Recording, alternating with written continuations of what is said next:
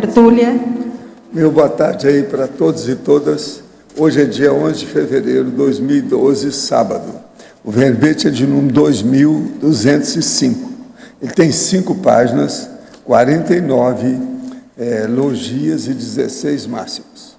O tema é autossuperação do Mega Trafar. A especialidade é a intraconscienciologia. Quem redigiu o verbete aí e se dedicou ao trabalho foi a professora Eliana, que está aqui na cadeira dos réus, muito bem assessorada aí hoje pela professora Daiane. De modo que... Definição.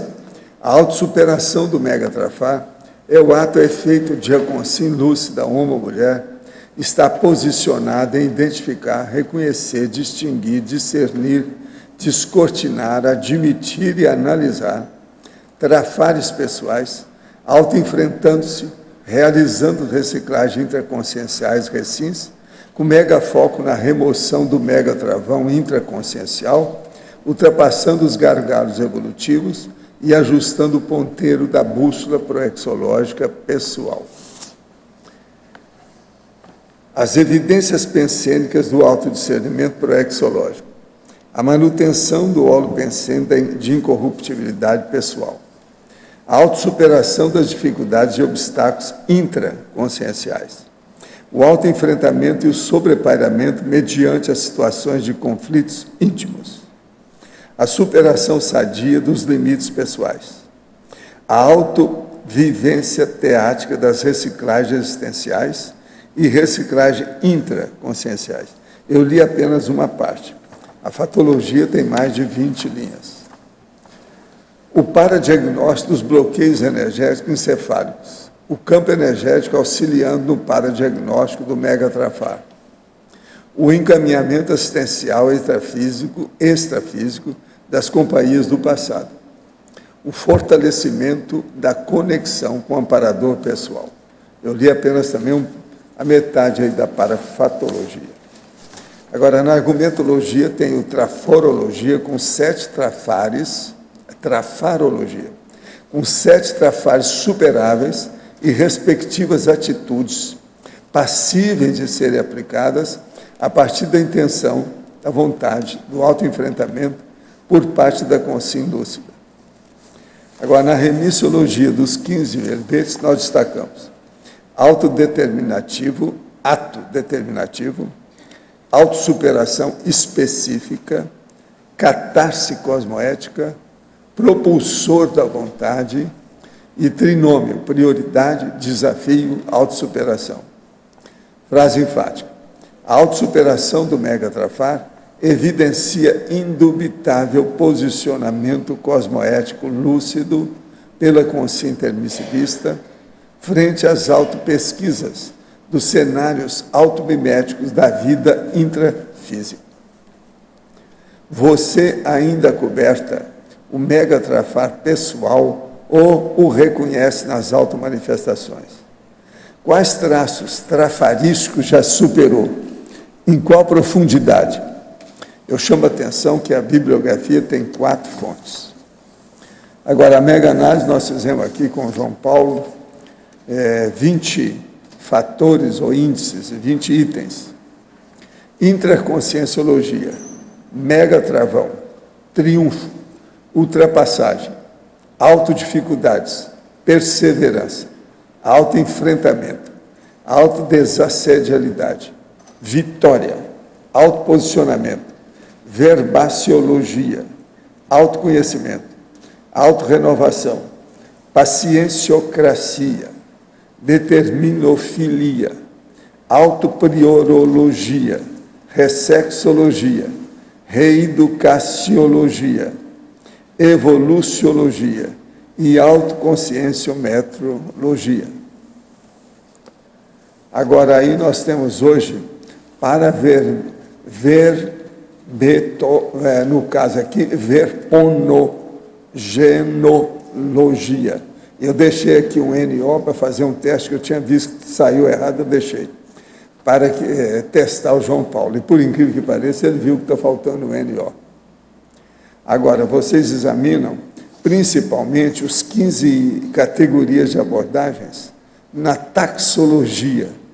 Vale a pena ver isso aí, porque são os detalhes. Isso aí é por causa da técnica do detalhismo.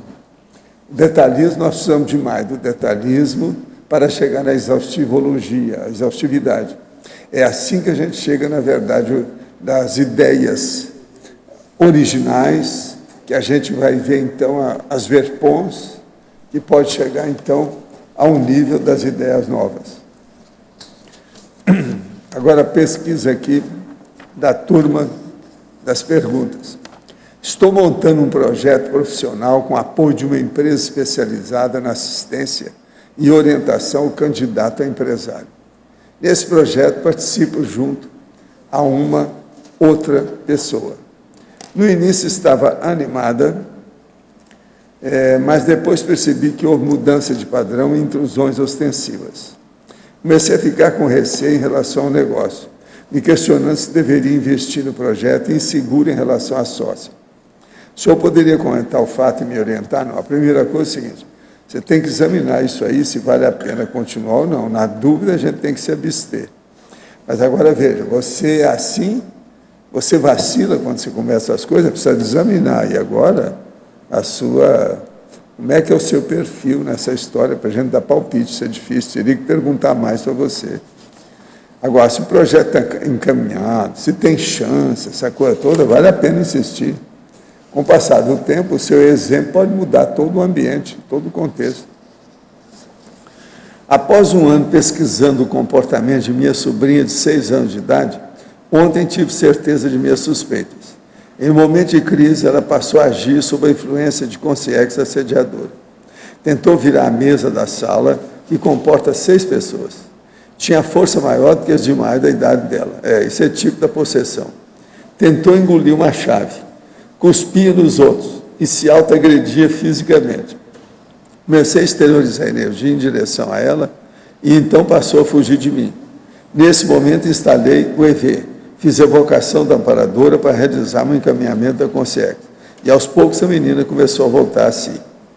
Apesar de ter sido bem-sucedido, minhas energias se exauriram. Logo depois, dormi quase 4 horas direto. E o senhor me aconselha a fazer nos autodesassédios. Qual a sua análise do ocorrido? Não, a menina, tudo indica, nós vamos colocar na TENEPS. Isso é uma possessão. Agora, é um perigo. Se ela tem só 6 anos, são os casos de poltergeist do cinema, mesma coisa. Você está mostrando aqui uma cena de poltergeist de cinema. Processo cinematográfico.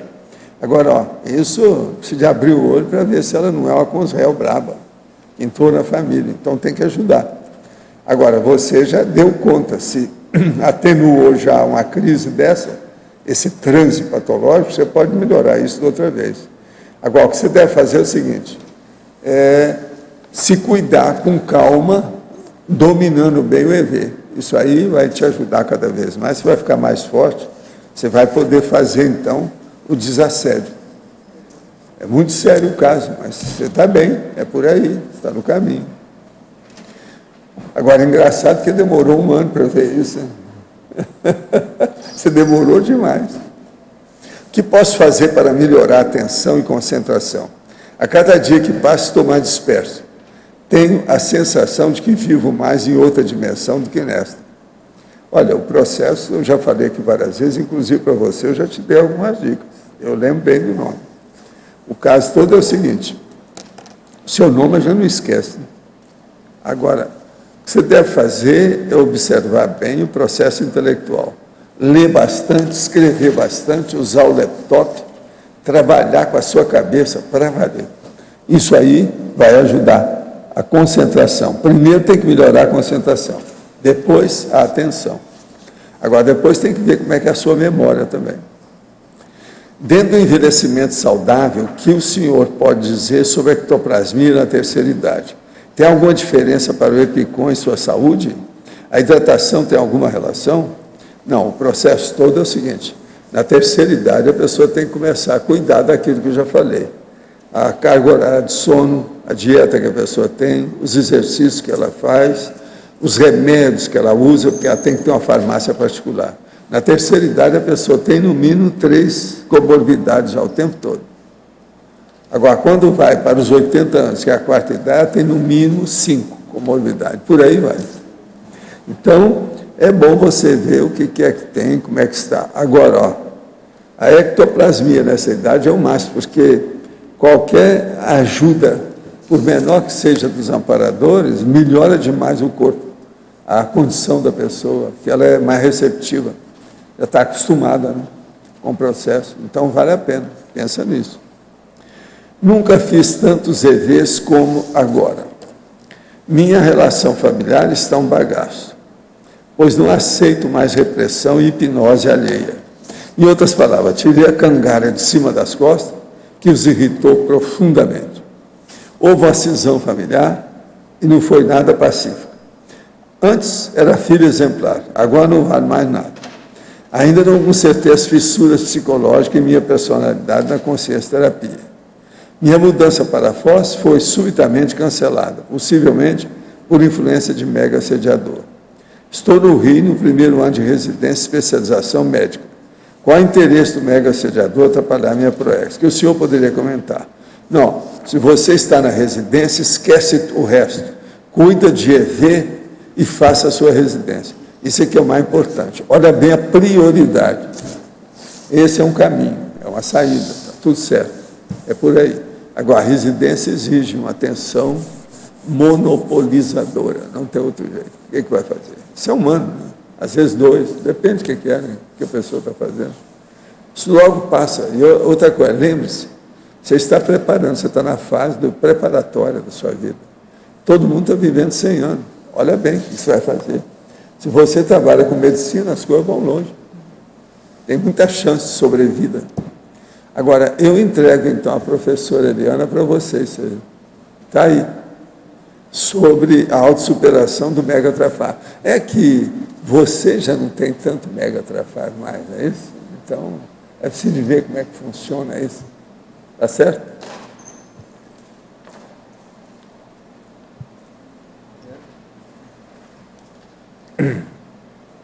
Helena, quando você fala aqui de autoconscienciometria, então quando a gente faz autoconscienciometria, a gente faz um mapeamento dos nossos traços, né? Força, trafaz e trafares também. Então, como é que você começa a determinar as prioridades? O que é o mega trafar mesmo? Como é que você começa a mapear isso quando você faz isso? Olha, o meu processo mesmo, inclusive eu comento aqui na fatologia, uma das questões que fez eu começar a olhar mais seriamente para mim e mapear os meus trafares e trafais e trafores, foi quando eu saturei de errar. Então, ia lá, tomava uma determinada atitude, elaborava um projeto e aquilo descambava. Inclusive, de alguma forma, eu falo isso também na frase enfática, quando eu falo nos cenários automiméticos da vida intrafísica, porque ali sempre tem uma mensagem. E quando a gente começa a ficar atento a essas mensagens, eu acho que é o primeiro sinal de que tem que se dar uma parada e começar a mapear. Mais ou menos isso, por aí. Não sei se atendi a tua questão aí.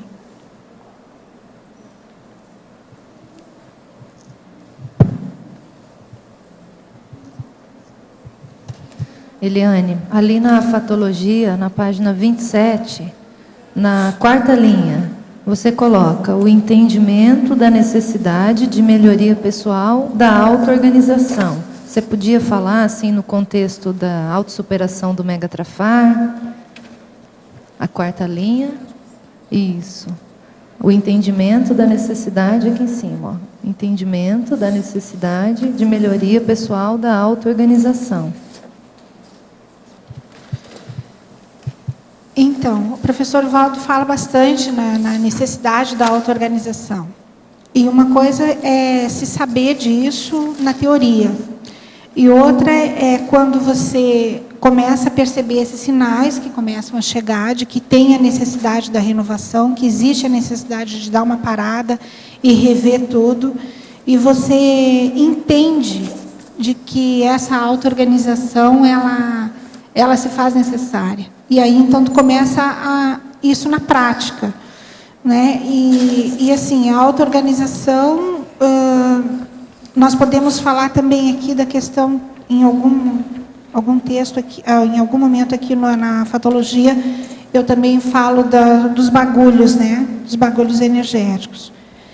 E essa auto-organização passa por isso, né? Porque nós, quando começamos a nos organizar, a gente começa a fazer essa limpeza primeiramente na nossa base física e tudo que tem em volta.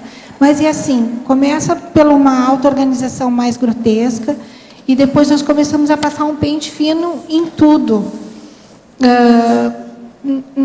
Como, por exemplo, uma coisa que eu nunca pensei que tinha que organizar, os meus amigos do MSN, né? As pessoas que estão lá no meu e-mail, e por aí vai, assim, coisas que não é só o que a gente está vendo, nós mulheres, né? A roupa fora do lugar, o sapato, o batom fora do objeto físico, mas assim, os detalhes mesmo, né? Começa a organizar e passa por essa coisa, essa importância da questão dos bagulhos, né?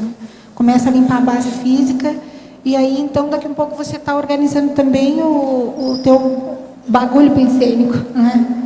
Começa a ver os teus pensênios, os teus antipensênios e começa a trabalhar conosco mesmo.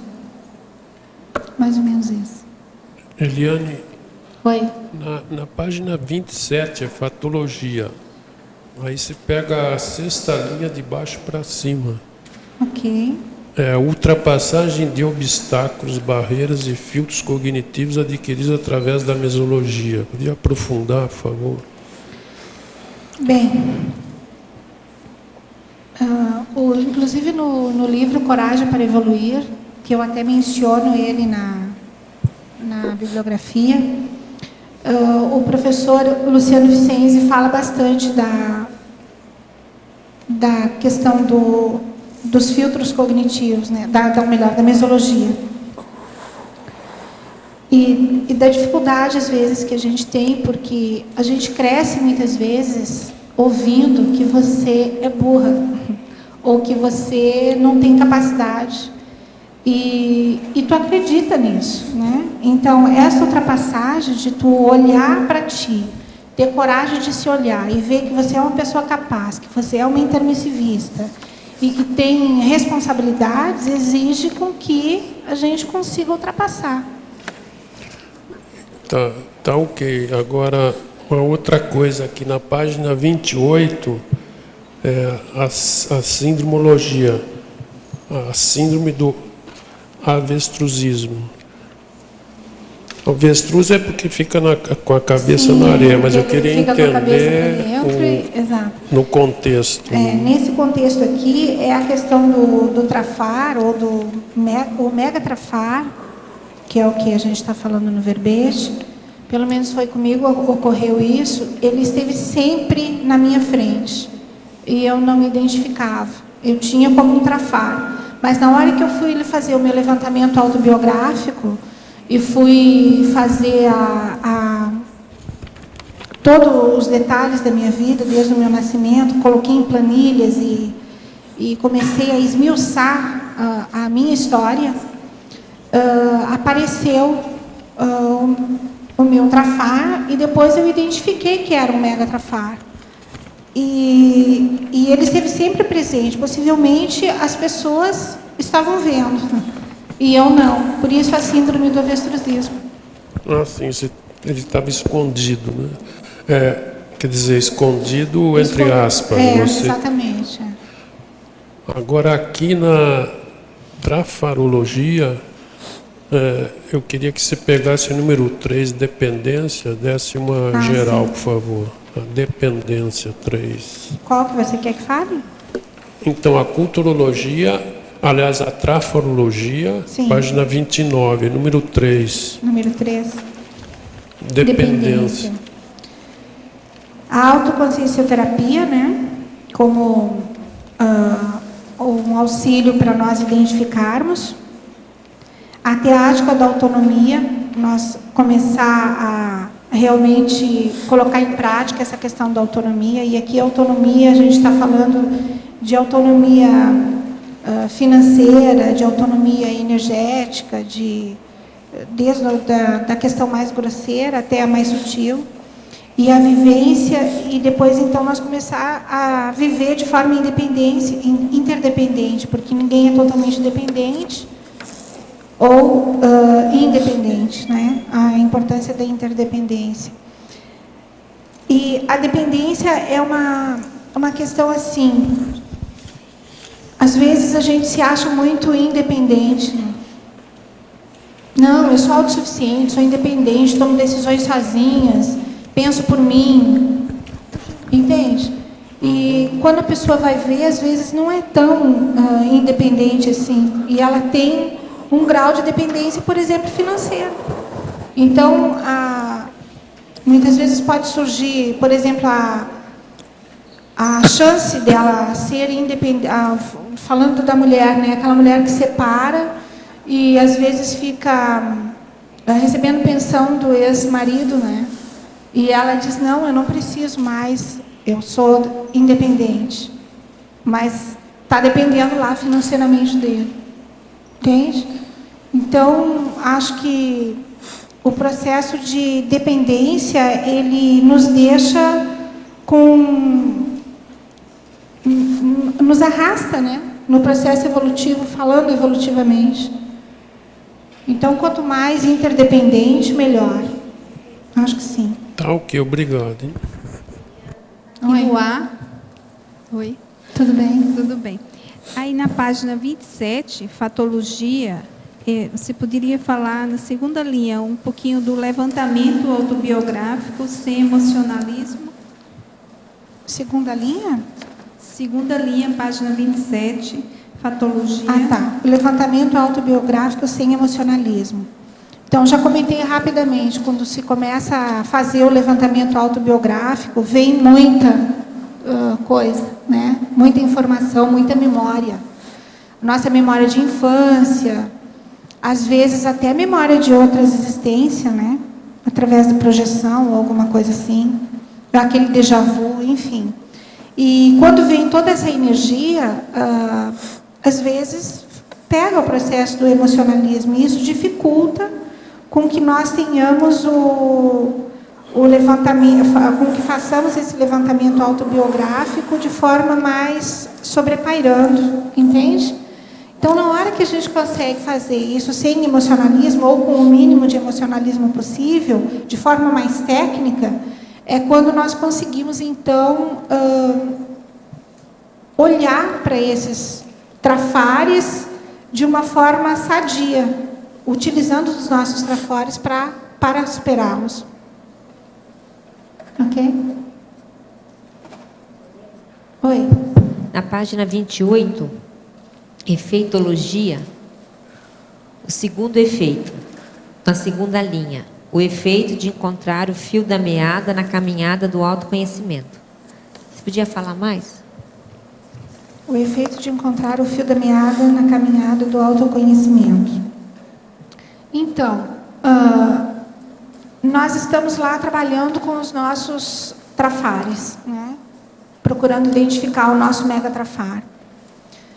E no momento, ou a partir do momento que nós identificamos esse mega trafar, é como se pegasse o fio da meada mesmo, para que houvesse um entendimento da nossa história, daqueles momentos que travou o nosso processo, que a gente recuou, sabe?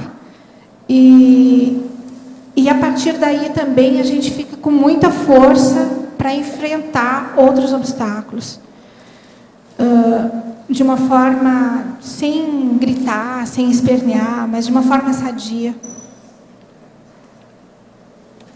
Não sei se respondi, Mabel. Elaine, aqui no ar. Eliane. Aqui no ar. Oi. Na estrangeirismologia, é só me explicar o último.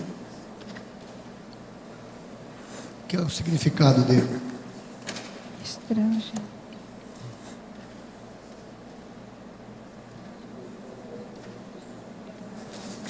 é um novo modo de raciocinar, porque ocorre o upgrade nas nossas sinapses e parasinapses, não é? E a gente, então, começa a raciocinar de uma forma diferente. Não que o trafar vai ser exterminado só a partir do momento da identificação, entende? Identificou, reconheceu, identificou e já conseguiu superar.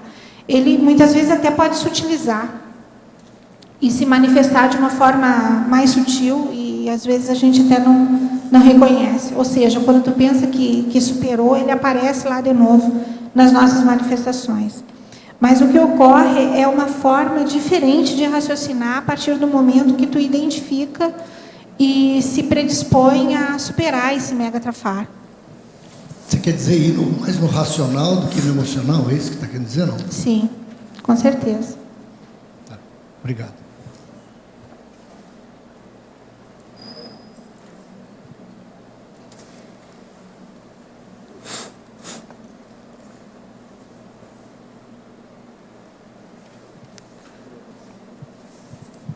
Então, na fatologia, lá na página 26, lá na outra página, o último, ó, o entendimento, a identificação e a aceitação da realidade do autotrafar, na última linha. Então, quando nós estamos lá trabalhando com esses trafares e nós começamos a listar nas planilhas, na autopesquisa, no estudo, trabalhando com o nosso processo cognitivo também, para que haja uma melhoria no estudo. Eu procurei aqui colocar dentro dos passos que eu identifiquei, né? Então, o primeiro passo seria o entendimento desse megatrafar e a identificação dele, né? E a aceitação da realidade desse megatrafar é o que vai fazer com que a gente supere ou trabalhe em prol de superá-lo, né? Ok?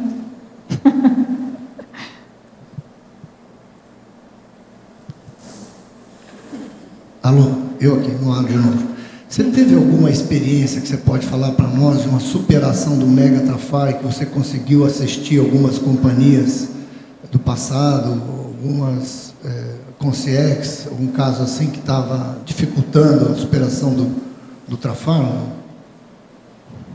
Você percebeu alguma coisa? Não sei. Eu percebi em um determinado momento encaminhamento mesmo de companhias extrafísicas que eu senti que estavam há muito tempo comigo dentro de um processo de vitimização. E quando eu entendi que aquela vitimização não era tão vitimização, mas sim um mecanismo de defesa, e eu passei a ver a me posicionar de forma diferente, eu senti o encaminhamento dessas consciex. E que eram companhias do tempo, inclusive, de guerra, sabe? Eu já tive retrocognições onde eu estava lá em combate, e como homem, né? E num processo de vítima, e eu tenho uma inteligência estrategista boa, e que eu identifiquei, inclusive, que vinha desta época, mas que eu utilizava como um trafar, né? E consigo hoje reverter isso de uma forma mais positiva, utilizando essa inteligência em favor do meu processo evolutivo, do meu e daquelas pessoas que estão próximas, né? E aí, consequentemente, a gente consegue fazer mais assistência. Obrigado. Eliane aqui no B. Em parafatologia, você fala da experimentação de conexão com a central extrafísica da verdade. Eu queria saber se existe uma técnica para isso, se você conseguiu fazer essa experimentação. Sim, na central extrafísica da verdade, né? Olha, o que ocorreu comigo, eu fiz consciencioterapia durante 1 ano. E algumas vezes eu tive vontade de desistir, de parar, porque parecia que aquilo não estava andando. mas eu sentia que estava, né? E aí, num determinado momento, essa conexão surgiu, não fui eu que provoquei essa conexão com a Central Extrafísica da Verdade. Foi algo que ocorreu pelos amparadores, porque eu passei mais ou menos uma semana que o meu pensamento era monofásico. Eu só pensava na conexão com a Central Extrafísica da Verdade. E, inclusive, foi logo depois disso que eu identifiquei o Megatrafar. Eu penso que isso ocorreu patrocinado pelos amparadores. Então, eu não sei te falar nenhuma técnica, mas eu acho que me ocorre agora o despojamento íntimo em nós querermos renovação. E, principalmente, assumir as nossas responsabilidades com a nossa família consciencial, com o nosso grupo extrafísico para fazer assistência, nosso grupo Karma. E como despojamento. Como é que se identificou que era a Central Extrafísica da Verdade? Oi? Como é que se identificou que era a Central Extrafísica da Verdade? Pelas energias e pelo resultado disso depois de uma semana. Tá. E também a técnica da madrugada, em tecnologia? A técnica da madrugada ela é bem utilizada na consciencioterapia. Você tem um tema de estudo, de pesquisa, de autopesquisa para trabalhar, e você coloca o teu relógio para despertar um determinado horário, depois de ter passado por um sono, ter relaxado, lá pelas umas 3, 4 horas da manhã, em um horário bom. Levanta, toma um banho, faz uma chuveirada, trabalha bastante com as energias e vai fazer autopesquisa. Aqui, outra pergunta é o seguinte: o parapsíquico Carmilo Mirabelli era autêntico ou farsante? Ele, de fato, conseguia promover a parateleportação humana? Não, o que a gente sabe é que ele foi autêntico durante um bom pedaço da vida dele mais jovem.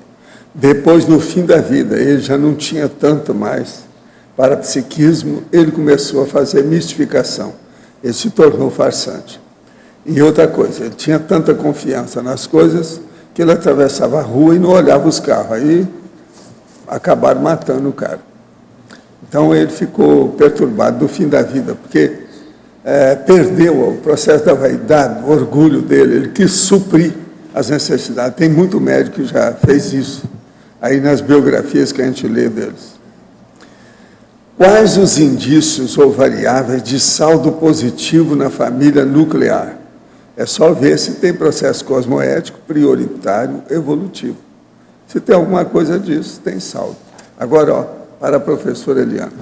Em Fatologia, página 27, na segunda linha, poderia ampliar a saturação de si mesmos, contínuos autoenganos. Ok.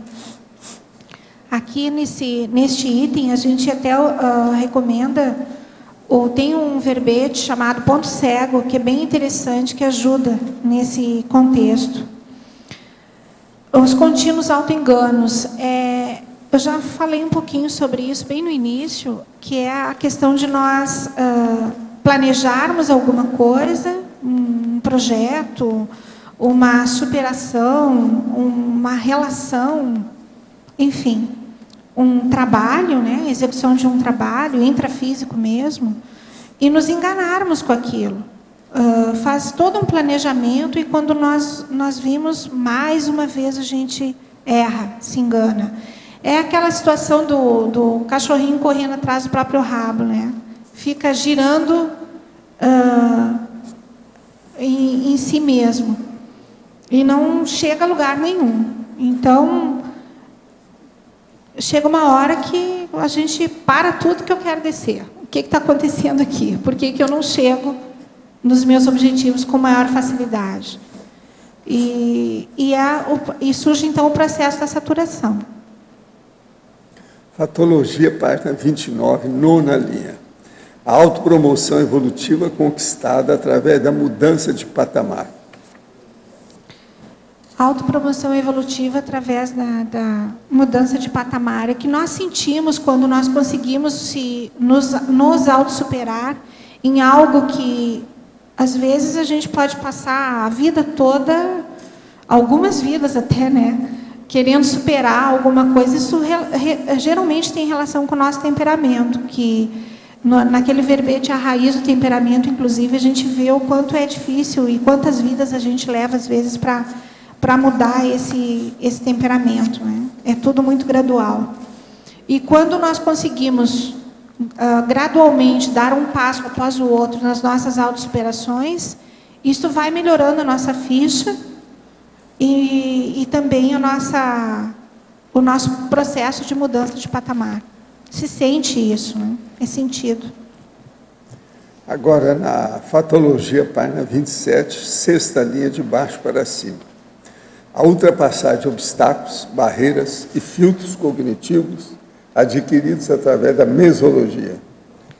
Então, já foi feita essa pergunta, mas a gente pode falar mais um pouquinho, que é a questão da superação daquilo que, muitas vezes, na nossa família, onde nós somos criados, educados, a gente acredita, fazem a gente acreditar em uma coisa que não é verdade, como, por exemplo, nossa inteligência, nosso nível de capacidade, sempre aquém daquilo que nós somos capazes, né, de ir mais fundo.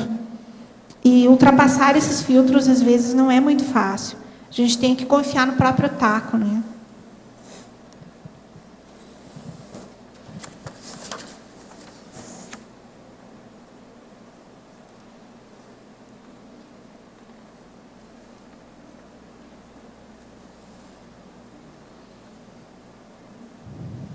Falar da trinomiologia, último item, autorreparação, autorresgate, autorrespeito.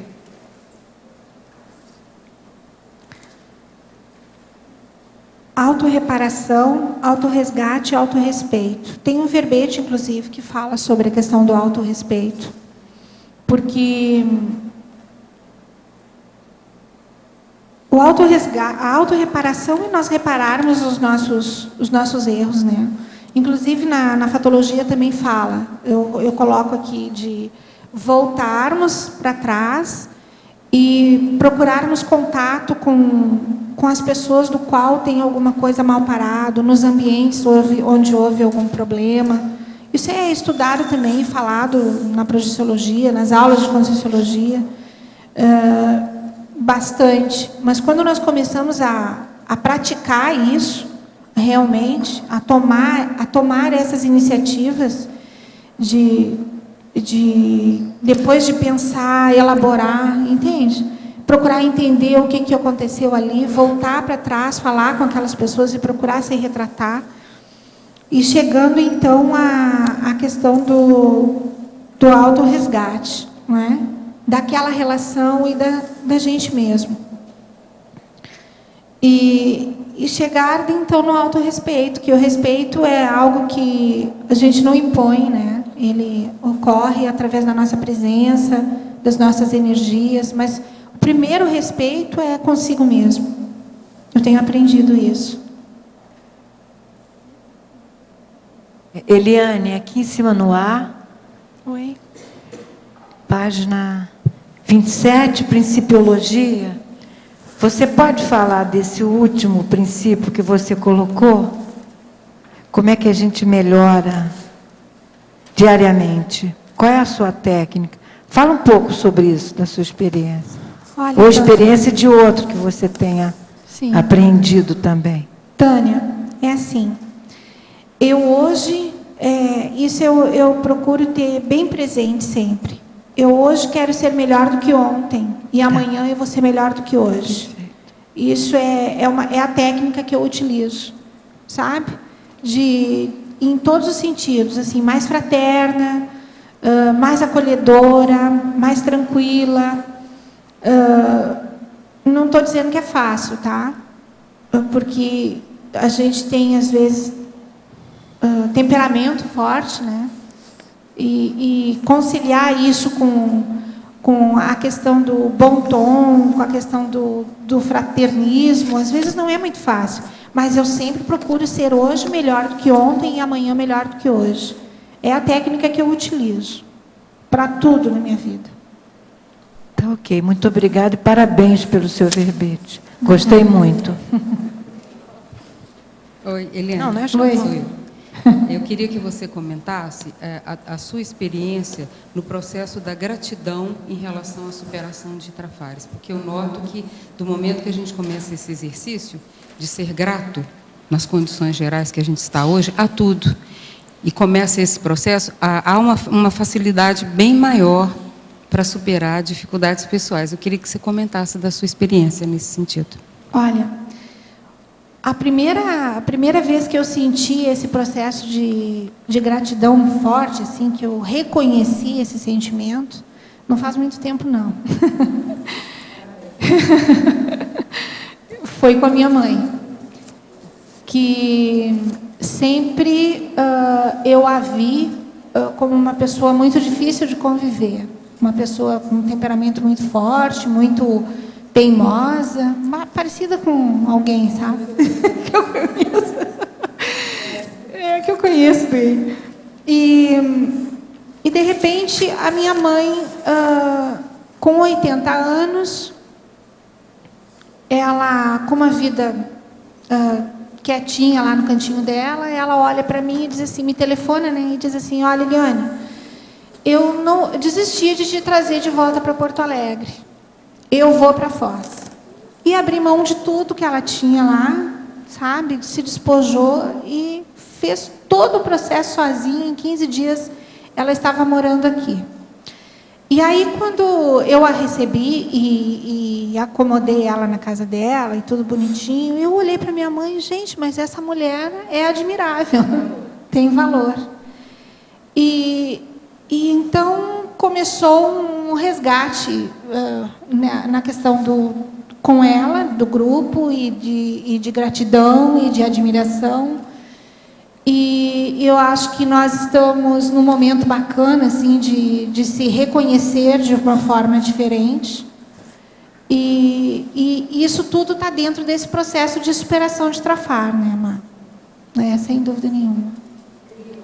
Criou um ambiente, E foi a minha primeira experiência de gratidão. E, a partir daí, eu realmente comecei a olhar os outros e o processo todo diferente. Essa gratidão real, ela é do mental soma, né? Ela não é um processo emocional.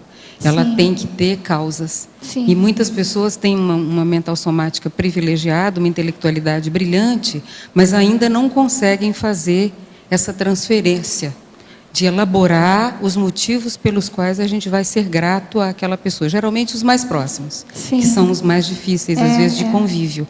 E a partir daí, você nota que há vamos dizer assim, apara-se as arestas, as coisas começam a ficar mais suaves, e a partir desse movimento, que é um processo mental somático, né?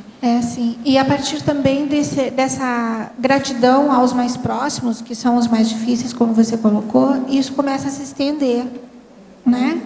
O efeito halo, exatamente. Bacana.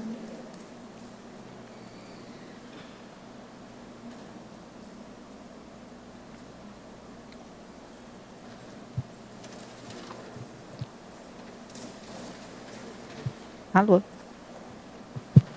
Oi, aqui em cima no A. Oi.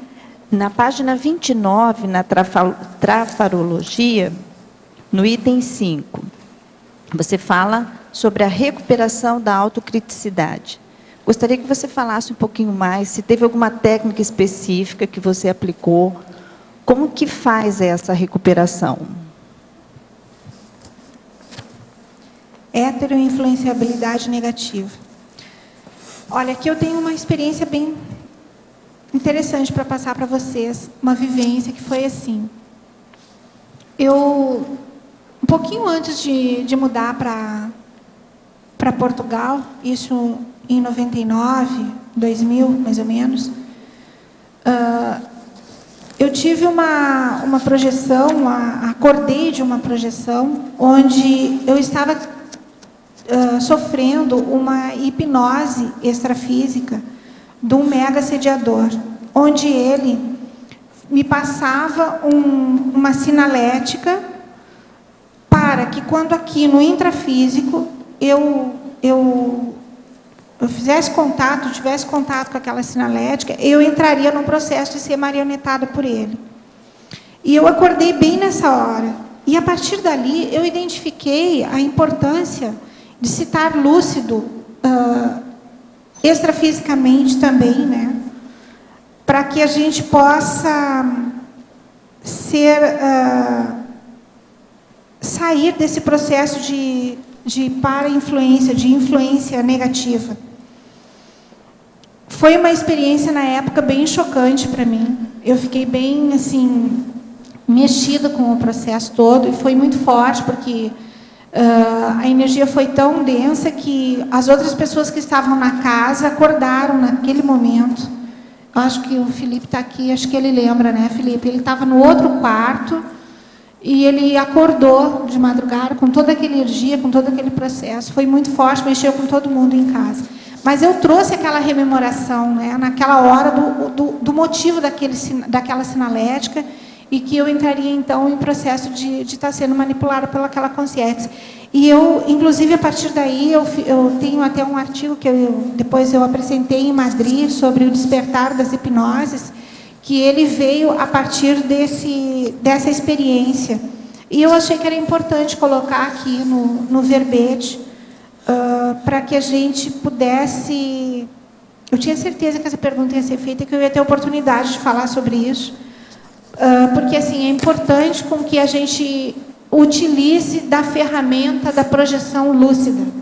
A gente estuda sobre isso, a gente dá aula sobre isso, e é importante que nós tenhamos teática sobre a projeção lúcida, o mais possível, para que nós possamos ter autodefesa, não é? E superar essas dificuldades. Ok, obrigada. Completei os primeiros 6 meses de TENEPS e estou me sentindo bem. Quando se dá passividade, se apaga, acordando somente com um toque indicando o final do trabalho, podemos afirmar que houve a TENEPS e que a nossa energia foi doada? Sim. Se não há ressaca energética, foi tudo bem. Na maioria das vezes, sinto todas as emanações pelo corpo e vejo vultos acima de mim. Mas tem momentos que acontece o apagão total. Pode comentar? Isso aí faz parte do desenvolvimento natural. Todo mundo passa por isso numa certa fase. É a fase de desenvolvimento, é normal.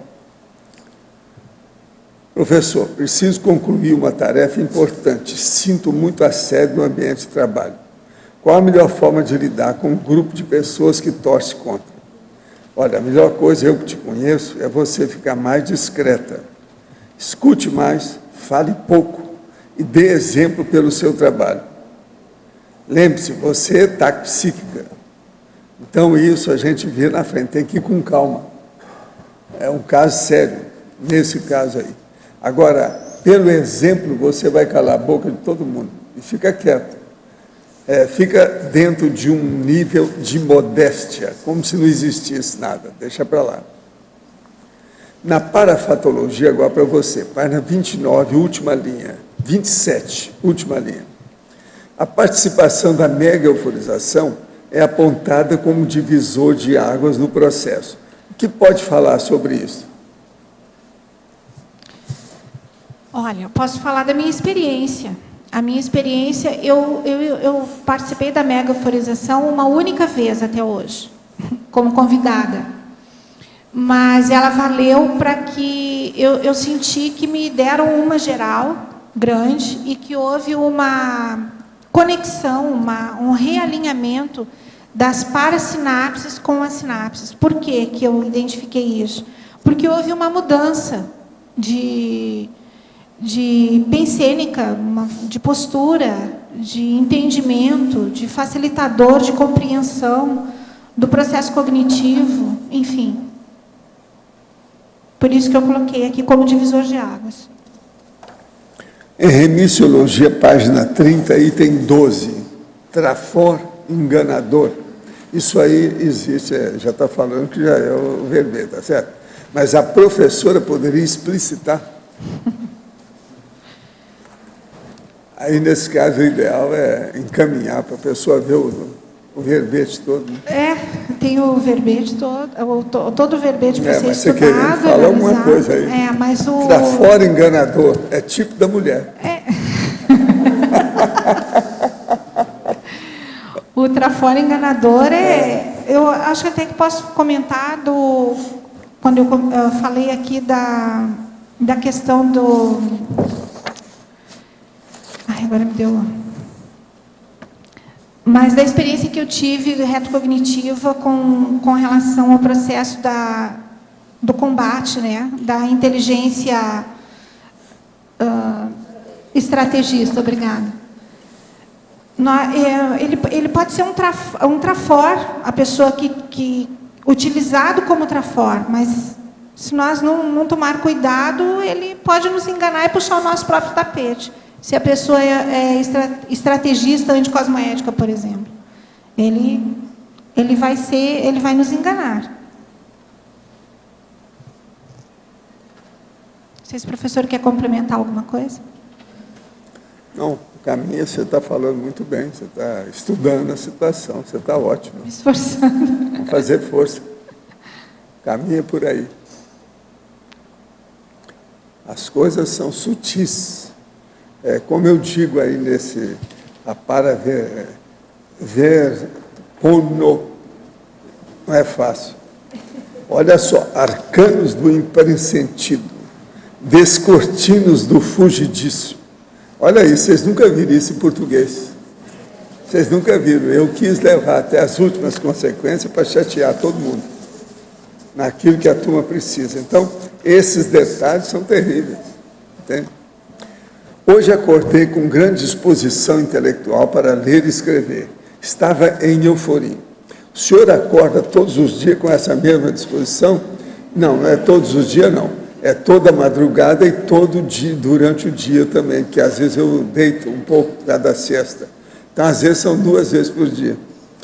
Ela é sempre potencializadora por amparadores? Sim, mas às vezes eles trazem também mega assediador para ele trabalhar, isso faz parte do serviço. Eles trabalham especificamente com qual chakra? Eles trabalham, não é com chakra. Quando chega no nível desse, eles trabalham com todo o energossoma. Então, são todos os chakras de uma vez, é a sua parapsicosfera. Ou, no melhor, é a sua holosfera, que funciona com discernimento da sua parte, discernimento da parte deles. Então, uma coisa junta com a outra é uma potencialização do trabalho. Agora, uma coisa muito séria é o seguinte, com o passar do tempo, essa presença dá uma euforia que você precisa de segurar, porque senão você atropela o processo. Então, tem que ir com calma. Outra coisa, há também, com o passar do tempo, uma tendência para você ver os detalhes. Então, lá pelos detalhes, você vai fazer isso que eu estava falando aqui, na paraverpenologia, olha aí a taxologia, olha isso aí. Fulcros do evanescente, inerência do absconso, insinuações do microvislumbre. Onde é que vocês viram isso? Isso aqui vocês nunca viram em parte nenhuma, eu garanto. Se viram, manda para mim o texto, que eu quero ver. Entende? Agora, isso o que é? É inspiração deles aí, para levar até as últimas consequências o processo da minuciosidade. Qual a relação entre o processo de reconciliação e a descoberta do megatrafar? Isso é para você. Olha, inclusive eu até trouxe aqui o livro da professora Malo, onde fala a autocura através da reconciliação. Tem tudo a ver com o reconhecimento do megatrafar. E o primeiro passo é nos reconciliarmos conosco mesmo. É o primeiro passo. Professor, 2 sensitivos já relataram que, quando chego perto deles, ouvem zumbidos no ouvido esquerdo. A partir desse sinal, dá para saber se minha qualidade vibratória é boa ou ruim. O que isso quer dizer? Não, quer dizer que você está com facilidade de exteriorização de energia e que você precisa ter vergonha na cara e desenvolver os processos energéticos e parapsíquicos. Isso é um chamamento. Pode ser o amparador que está usando as pessoas para chamar a sua atenção. Olha bem o que você faz com isso, é importante. Vou para você. Na página 27, parafatologia, terceira linha. Poderia falar sobre o encaminhamento assistencial extrafísico das companhias do passado, o fortalecimento da conexão com o amparador pessoal e os recursos das percepções parapsíquicas aplicadas à autopesquisa? Bem, vamos começar da última para a primeira. Os recursos das percepções parapsíquicas aplicadas à autopesquisa. Quando nós estamos lá na técnica da madrugada, por exemplo, nos preparamos para trabalhar com a nossa autopesquisa. Levantamos, tomamos nossa ducha, sentamos para fazer a autopesquisa. Vai haver a formação de um campo ali. E com isso, o fortalecimento com a conexão do amparador é inevitável, porque a intencionalidade é sadia, né? No sentido da autopesquisa. E nós passamos, então, a ter insights, nós passamos a ter, na hora que estamos estudando, lendo, escrevendo, a gente passa a ter entendimento maior do contexto daquela situação do qual nós estamos pesquisando. E esses insights são os amparadores, eles nos passam isso. Muitas vezes nós também temos projeções, né? Eu tive durante esse trabalho, melhor antes, né, do verbete em si, mas da autopesquisa, eu tive uma projeção com um amparador bem técnico, muito parecido com o Moacir. Eu, no outro dia, fui conversar com ele. Moacir, você me tirou do corpo e tal. Ele disse, não, tem um amparador aí muito parecido comigo. O pessoal, às vezes, vem comentar. E eu quando me dei conta, eu peguei uma folha rápida, que eu não queria perder as informações, e eu me dei conta que eu estava escrevendo exatamente como na enciclopédia, né? Tem a definologia e fala o tema e começa... E aquilo tinha tanta lógica, eu escrevendo daquela forma, e parece, às vezes, quando a gente pega um livro do professor Waldo, ou um livro para ler, é tão difícil, às vezes, de entender, e aquilo tinha tanta lógica. Então, deu para perceber claramente que o amparador se fez presente, e me passou informações importantes dentro desse contexto de autopesquisa. Olha, para aquelas pessoas que, às vezes, me perguntam qual é o tema que eu devia de levar para a técnica da autorreflexão de 5 horas, eu vou falar alguns dos temas. Insinuações do microvislumbre. Intimidade do furtivo. Mini-ângulos do entretom. Paroxismos da tenuidade. Piscadelas da supersutileza. Esse é tipo para mulher, tá certo? Reentrâncias do vestígio, triagens do pervagante, ultraessências da exceção. Então, aquela pessoa que se julga que é o tal, então você pergunta para ela, você acha que você é ultraessência, né? Ultraessência, veja bem, da exceção? O que vocês acham? Ligou. Sim. Professor Waldo, sim. Esse 15º, como é que o senhor... Isso. Ultraessências da exceção. O que você acha? Bonitinho, né? É bonitinho, mas qual é a substância? Qual é? Eu é que te pergunto, é a hora de fazer a autorreflexão. Por exemplo, a ultraessência da exceção. Pois é, da exceção. Pois é, o que é que você acha? Por exceção exemplo, da personalidade. Você é uma nossa exceção. Não, vamos supor, já que você está falando personalidade, você é a nossa exceção.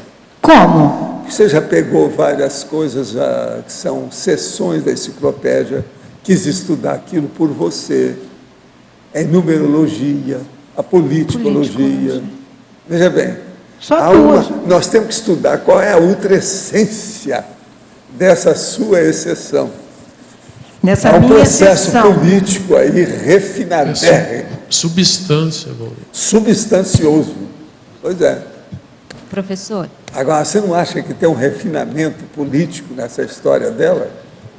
A hora que ela pega a numerologia, que não é fácil, a técnica que está aí não é fácil, do jeito que foi organizada, e ela se sai bem.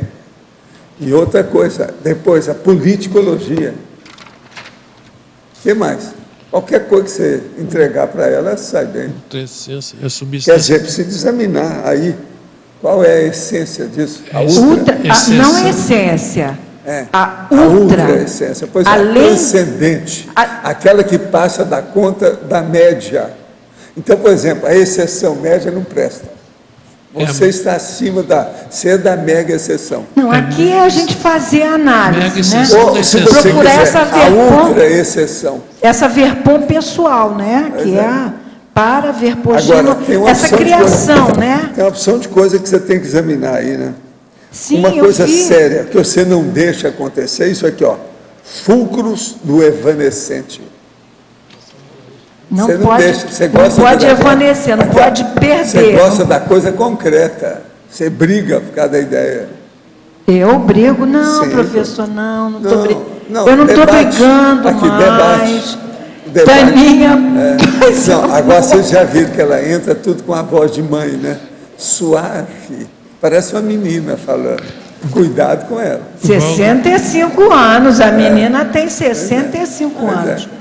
Tá. Isso é a terceira idade. 65 anos. Terceira idade florescente. Bases. Tá, professor, muito obrigada. A evanescente é existência efêmera. Não é evanescente, pelo menos que eu peguei aqui.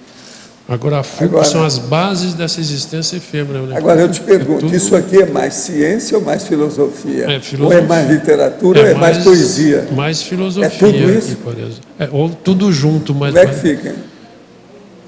Mas isso é uma oferta que a gente oferece para vocês gratuitamente hoje, para a gente começar a pensar nas 5 horas de reflexão.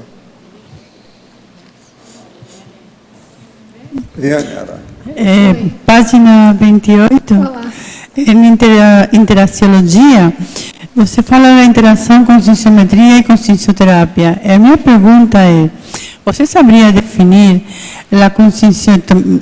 dentro da conscienciometria que você sacou mais importante e da consciencioterapia? Porque según mi opinión, existe una diferencia de lo que da uno y otro, o de lo que uno consigue con la conscienciometría y con la consciencioterapia, ¿no? ¿Usted percibió a diferença de aqueles trabalhos com um e com outro? Olha, eu coloquei aqui como interação porque, como eu disse, eu fiz a consciencioterapia durante 1 ano, mas não para, né? Nós temos que fazer a conscienciometria, não tem jeito. Tá ligado? E mesmo durante a consciencioterapia, nós estamos fazendo a autoconscienciometria, né? Fazendo o trabalho conosco. E depois a gente vai lá para a Conscius e se diverte, né? Não, sim. Tem bastante brinquedinho. Não, mas é verdade a interação. Eu fiz mesmo 1 ano e meio de consciencioterapia, um pouco mais que você. E também estou fazendo agora com a conscienciometria, a Resim 2. Mas, em minha opinião, acho que a consciencioterapia vai mais devagar, porque vai deixando que você vaya vendo aquelas coisas mais que vai puxando. E a conscienciometria, a consciencobaia, realmente as pessoas tratam de sacar de forma mais imediata que você veja, não? É um pouco. Na verdade, o ritmo somos nós que damos, né? Tanto para uma situação como para outra. E muitas vezes a pessoa passa pela consciencobaia e ela não faz uso, não resolve nada, e outras aproveitam muito. E assim a consciencioterapia também. Então, eu vejo que o ritmo dessas autopesquisas, desses autoenfrentamentos, dessas descobertas, desse descortinar, olhar debaixo do tapete o que nós temos e enfrentar, isso é a nossa vontade que vai fazer isso. É nós mesmos que temos que trabalhar, não tem jeito. E outra, se o processo evolutivo é inevitável, né, nós vamos Nós vamos ser despertos, nós vamos ser serenão, nós vamos para frente, não tem jeito, tem que chegar a hora que tem que olhar e como diz o professor Valdo, colocar os peitos em frente, não tem jeito. Não adianta. En la interacción de los dos, realmente el trabajo es bien fuerte y es un resultado de los dos. No es que uno pueda más, son las diferencias, quizá Malu va a aportar alguma coisa. De acrescentar um pouquinho. Medir e curar, curar e medir. Se você não tem medida para a cura, como é que você vai saber se está funcionando? Então, às vezes, a pessoa faz milhões de técnicas, milhões de cursos, mas na hora que você pergunta o que ela está tirando, qual que é o resultado, se ela mediu. Por isso é importante, certos cursos da Conscienciologia, eles permitem a medição, a mensuração. Você fala, vou fazer esse curso de novo? Eu já fiz. Mas o curso não termina, ele é só uma ferramenta. Quem muda é você. O curso pode até ficar do mesmo jeito, que ele é a ferramenta. Você vai lá e mede.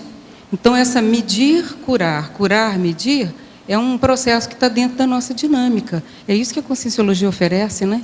A medida da cura, o que você conquistou até agora. Eu vejo dessa forma. Olha, falar na medida da cura, eu queria só falar o seguinte. Eu disse aqui, estou dando a dica daquilo que o povo me pergunta, o que é que tem que refletir. Então, para você estudar as intimidades do furtivo, se você está achando que isso é demais, então você deve fazer 2 testes, rapidinho. Primeiro, é esse aqui. Se você estiver assim, você precisa ir, então, na imobilidade física vídeo. Agora, o segundo é esse relógio aqui. Ó. Você tem que olhar um relógio igual esse. Observa bem que no relógio tem 2 pontos que se mudam. Esses são os segundos do relógio. Agora, você vai ficar na frente dele e olhar. Quanto tempo você vai aguentar ficando sem ele te chatear? Porque tem gente que não aguenta só de olhar toda hora os 2 pontos. Presta atenção, ó. Toda hora ele está. É por segundo. São os 2 pontos. Se isso chateia a pessoa, mesmo que ela esteja equilibrada aqui, mostra que ela tem alguma coisa. Então, são aquelas pessoas que geralmente precisam de ficar na frente do aquário. Aí elas gostam. Fica lá. Cara de paisagem na frente do aquário. Tem muita gente assim. Agora, esse aqui não. Tem gente que, se colocar esse aqui perto do computador, ele não trabalha no computador, ele vai errar o tempo todo. Por causa do negócio que está chateando. É o segundo. Então, veja, isso é um jeito de medir a cura ou a doença da pessoa. Dá um jeito nela. Primeiro é esse. Segundo seria esse aí. Bem prático. Esses relógios tem por todo lado aí, tem muito lugar. Aqueles nossos, ó, não tem, porque senão atinge muita gente e ia perturbar a assembleia aqui. Entende? Mas um por um pode ser feito, né? Então é esse aqui é um deles. Não é fácil, né? Tem gente que não aguenta isso de jeito nenhum. Essa taxologia, a taxologia, lógico, foi feita, qual o objetivo que ela foi confeccionada? É para a pessoa começar a se preparar para alcançar as ideias originais, as verpons. Ela caminhar para a heurística, a verponologia. Agora todas são... Todo mundo aqui está virando escritor, todo mundo aqui já está defendendo o verbete, precisa saber disso. Isso aqui é um ponto avançado. Isso não tem nem livro, dicionário, nada desse tipo aqui. Que qualquer um que Agora, veja, não tem nada demais aqui.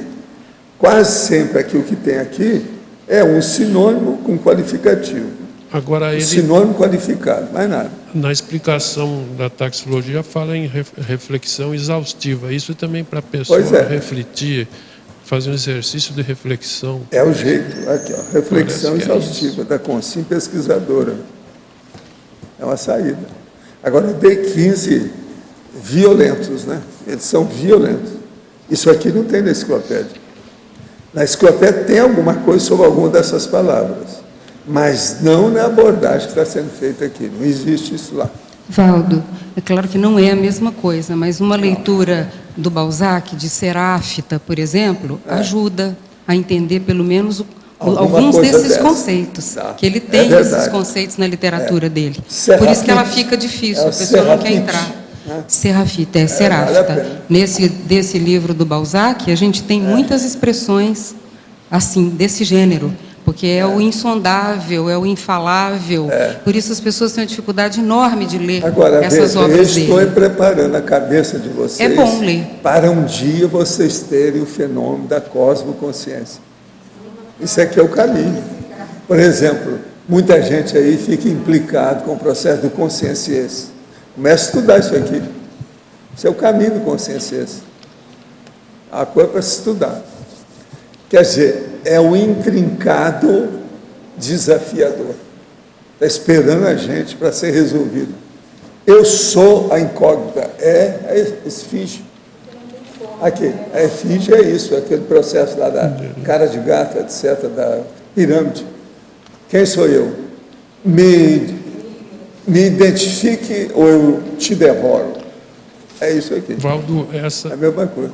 essas expressões elas foram inventadas aí, elas não existem. Elas existem, as palavras separadas elas existem. Não, mas todas como as palavras expressão, existem, você não pode falar nada disso. Mas as expressões, agora, as elas expressões elas que foram inventadas. muito ajustadas. Frinchas do mini reflexo. Ó, uma das coisas mais sérias que tem é o processo de reflexo e o problema da sutileza do reflexo. Vocês querem examinar isso? Tem um jeito muito prático de examinar, muito sério. Então, aqui, ó, com o sol que nós temos aqui nessa cidade, é o máximo. É vocês pegarem aqueles tijolos de vidro, aqueles transparentes, e coloca o tijolo, se não tem lá na sua casa o tijolo na parede, pega um tijolo desse e coloca no sol, num determinado ponto, perante outra parede. Deixa o sol entrar através dele.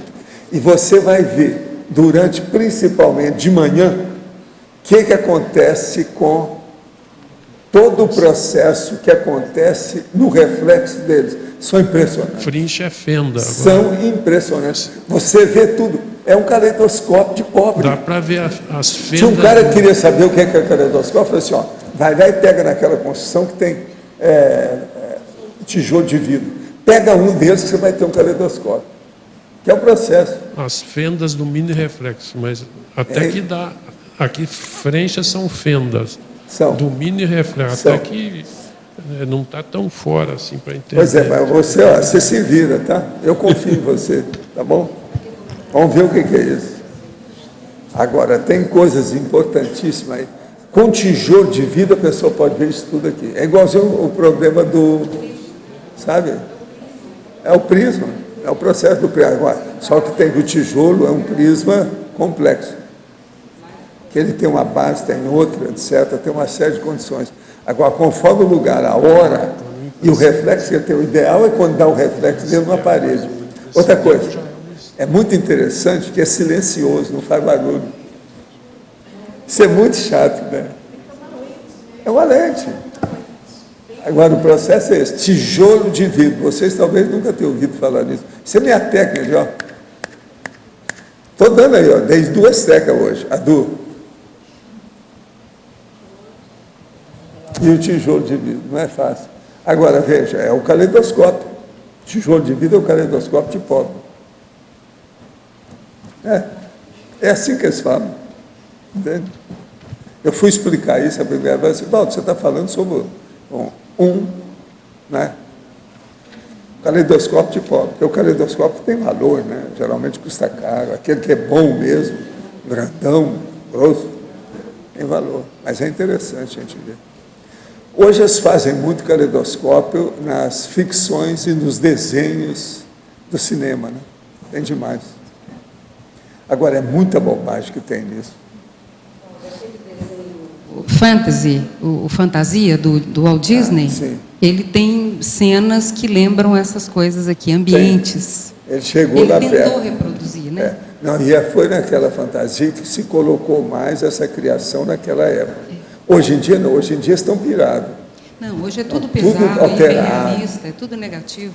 Tem música que você não consegue ver. Por exemplo, eu conheci o Doutor Strange do gibi, do desenho da história em quadrinho, da quadrinologia.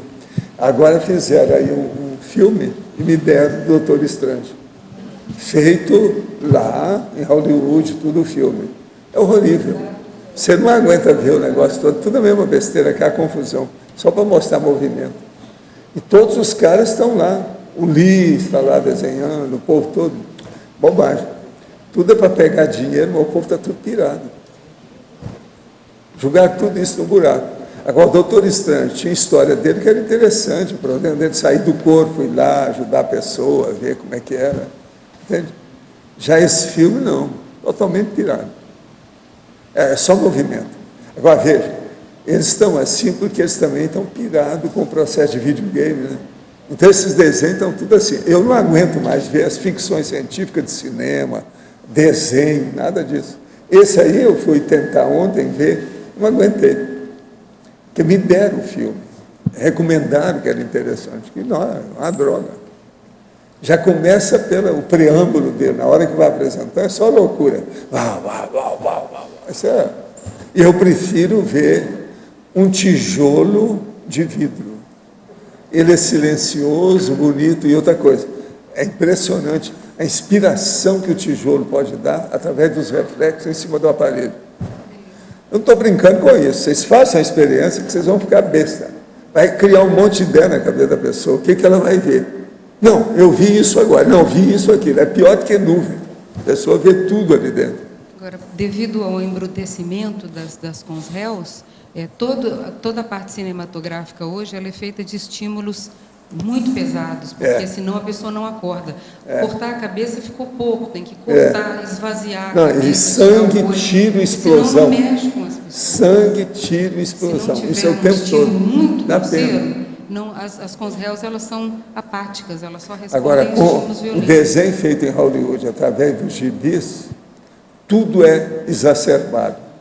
Todas as tragédias. Por exemplo, eles hoje estão conseguindo fazer o turbilhão, por exemplo, do tornado, do furacão, no desenho, é pior do que o normal. O que eles fazem? Esse filme lá do Doutor Estranho está cheio de tornado. E ele vem vindo. Agora, já consegue fazer o desenho em cima do lance. Agora, se você pensar o trabalho que dá para fazer aquilo, esses caras tudo estão pirados. É muito serviço para resultado pífio. Entende? Muito esforço, muito. Deve ser rios de suor que estão gastando. Para fazer o quê? Você espreme, não dá nada. Até que ponto você acha, até quando, né, cronologicamente, irá essa onda Não, de eu já falei que vai até 75. Né? Essa degradação geral? Para mim, isso ainda vai aumentar. Ainda vai aumentar. Eu agora já vejo esse processo baratrosférico para ver o que é que já passou, um ponto a mais. Vamos ver o que deu. Eu olho para isso. O negócio é violento. Agora, veja, a imaginação está desvairada, né? Isso aqui é um desvairamento, desvario, aquele nome antigo que eles gostavam de usar. Então, estão desvairados. A loucura já atingiu tudo. Agora, começa muito simplesmente por esses aí que faz o designer. Na hora que coloca uma opção de cor, que você não lê nada que está lá. As letras você não consegue ler. Tem coisas dessas das revistas que eu já tentei ver com a lupa, e não dá para ler nem com lupa. Lupa que eu estou falando, com lanterna, que a minha lupa tem lanterna, acende logo, você vê tudo com luz. E não dá para ler direito. Eles misturaram a cor, o que deixaram a cor das letras com a cor do fundo, você não lê. Agora veja, tem revista até de ciência desse jeito. São os designers, ó. Então parece que no meio dos artistas, os designers são os primeiros. Agora, depois esses desenhistas. Agora já atingiu também os quadrinistas. A quadrinologia, que está demais. Esse filme, por exemplo, não dá para... Eu não recomendo para ninguém, o Doutor Estranho. Agora, desenho, eles fazem força para criar personagens, tudo certinho. Em matéria de técnica, eles estão violentos. Mas julgaram no buraco, estão na sarjeta. Dá pena. Agora, gente, eu que mexi com isso, comecei a fazer história em quadrinho com 5, 6 anos, Eu cheguei a fazer a história inteira. Tinha um colega meu, que era meu primo, primeiro, o Acácio, que ele fez história que até o meu amigo lá, Debal, publicou, que era Eugênio Gênio. Ele fez a história toda que foi publicada. As minhas eu nunca fiz isso, porque eu não dava valor para esse negócio. Agora, o Acácio, o Acassinho, ele chegou a publicar. Então, veja, eu acompanhei isso de lá para cá. Eu vi tudo como é o negócio dessa, entende? O problema hoje, que é a quadrinhologia, que é o processo da arte sequencial, que eles estão chamando, né? Isso, em vez de ajudar, piorou muita coisa. Melhorou tecnicamente e piorou do ponto de vista de enredo, das condições, dos objetivos. Isso piorou. Agora, são 70 anos de praia que eu tenho nisso. Pensa bem, não é fácil. Por exemplo, meus 7 anos, eu mesmo já, que foi mais ou menos 1939, foi quando começou o gibizinho. Eu mesmo fiz assinatura e paguei com meu dinheiro. Assinatura do gibizinho. E recebia 3 vezes por semana. Ele era publicado segunda, quarta e sexta. Chegava em Monte Carmelo alguns dias depois cada um. Agora, eu, sem dinheiro, e o povo todo, ninguém tinha assinatura daquilo nem nada, tinha os caras que tinham dinheiro, então eu fiz um negócio. Mas na mesma hora, o judeu começou a funcionar. Então eu falei assim, olha, quem é que quer ler primeiro a história? Então tinha aqueles caras que gostavam da história. Tinha um que gostava do spirit, que é o espírito. Então ele queria ler primeiro do que todo mundo. Agora, como o gibi vinha, cada exemplar, ele vinha enrolado, sabe? Era um tubo. Então, uma pessoa ia ler, abria. Então, esse que era o sério. Então, o que que fez? Eu disse, tá certo. Eu recebo, passo para você, você vai ler primeiro, porque todo mundo. Você quer isso? Todo mundo aí de 7, 8, 9, 10 anos. Agora, tinha um rapaz que chamava Amâncio Botelho, muito meu amigo. O pai dele era rico, que era dono lá de uma rede de vendas, etc. Tal. Então, ele me pagava um tanto, eu deixava ele ler. De 2 em 2 dias, eu entregava para ele. Depois, eu retribuía. Aí é que eu ia ler o gibi. Entende? Era um jeito, era uma saída da situação. Agora, com isso, eu falava com ele, mas, Amâncio, faça assinatura, com esse dinheiro, você paga a assinatura, vem para você. Eu não vou mexer com isso, eu quero ser o primeiro a ler.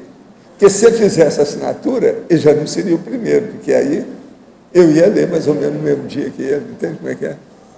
Agora, veja, tudo é um processo de criança, a competição, o dinheiro e a pobreza.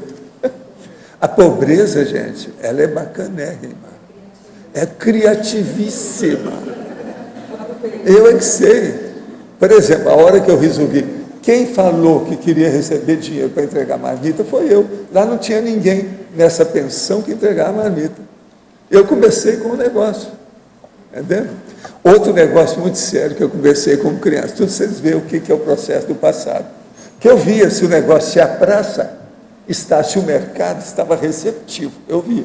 Então, um deles que era terrível, esse aí, o meu primo, o Rivail França, falou, não, você é um gênio comercial. Isso aí é terrível. O caso é o seguinte, a meninada gostava demais de quadrinhos de cinema. O quadrinho é o seguinte, porque os filmes antigamente, era mais de 30 milímetros, vinha aquilo lá. E tinha o processo do fogo para fazer a projeção. Aquilo, de vez em quando, queimava. Quando queimava, aparecia assim, os filmes na tela, tudo queimando. Né? Queimava na hora. Na hora que queima, o cara que mexia com aquilo tinha que cortar. Eu trabalhei nisso. Então, ele tinha que cortar. Ali sobravam os quadrinhos para encaixar. Aquele quadrinho que sobrava, o povo colecionava e era uma nota, valia uma nota. Então, você via, os que valiam mais eram de faroeste, de seriado de infantil, aqueles de aventura que tinha. Esses quadrinhos valiam demais. E tinha outra, além dos quadrinhos, havia os quadros maiores, que são esses quadros que hoje ainda vende. Por exemplo, se vocês forem lá na Casas Americanas, ou no Nobel, por exemplo, a livraria Nobel, tem os cartazes, aquilo chamava cartaz. Tem os cartazes de cinema, aqueles que colocam no display para todo mundo ver o filme que vai passar naquele dia. Isso tinha muito valor também, mas o quadrinho, o real, tinha mais do que esse. Então, o que acontece? Começaram a faltar muito quadrinho, e esses aqui era raríssimo a pessoa que arranjava aquilo. Geralmente vinha de capitais, fora, etc., tal, vinha pelo trem, aquele negócio todo. Então, o que eu fiz? Eu comecei a recortar os jornais de São Paulo, do Rio, que tinha Cine Politeama. Então, está lá, entende? A ponte de Waterloo, não sei o que é tal. Então, vinha cada filme daquele, eu recortava direitinho, aquele que tinha Charles Starrett no cavalo, e estava lá o desenho dele lá. Então, eu recortava e comecei a criar um novo comércio, entende? Foi a indústria do recorte do cinema. Isso pegou todo mundo. Então, foi o terceiro produto de cinema que havia na minha infância. Entendeu? Tudo na base de cartaz. Agora, veja, tinha uns do papel que as pessoas gostavam mais do que o cartaz de cinema que eles gostavam. Devido o motivo, vamos dizer, aquela imagem que havia. Entende? Isso tudo melhorava demais. Por isso que eu falo. Por isso que o meu avô falava, não, você tem mais tino para catira para o negócio do que todo mundo. Tem mais faro. Então, o faro, no caso aí, é o focinho. Não, seu focinho é melhor do que os outros. O seu maior cheirador que tem aqui. Isso é ele que falava desse jeito. Agora, veja, eu estava longe da situação. Então, eu falei com ele, eu nunca vou ser comerciante. Que eu não posso. Isso aí é coisa do passado. Agora, viva o pan-judaísmo. Eu aprendi alguma coisa. É passado hebraico. Aramaico.